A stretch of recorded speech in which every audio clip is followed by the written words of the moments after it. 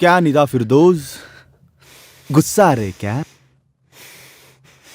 ಇಲ್ಲ ಕನ್ಫ್ಯೂಸ್ ಆಗ್ತಿದ್ಯಾ? ಎರಡೂ ಆಗ್ತಿರ್ಬೇಕು ತಾನೇ? ಆ ಆ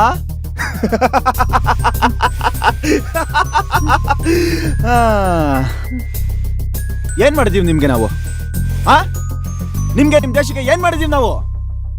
ಅಮ್ಮಮ್ಮ ಅಂದ್ರೆ ಒಂದ್ 4-5 ಬಾಂಬ್ ಬ್ಲಾಸ್ಟಾ?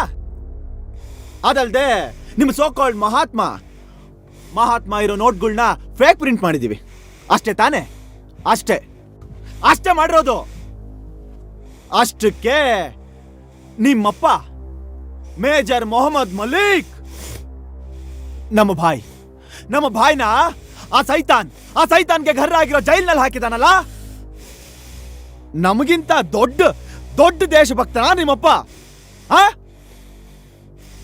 ಮರ್ತೋಗ್ಬಿಟ್ರಾ ಅಥವಾ ನೆನ್ಪಿಲ್ಲ ನಿಮ್ಗೆ?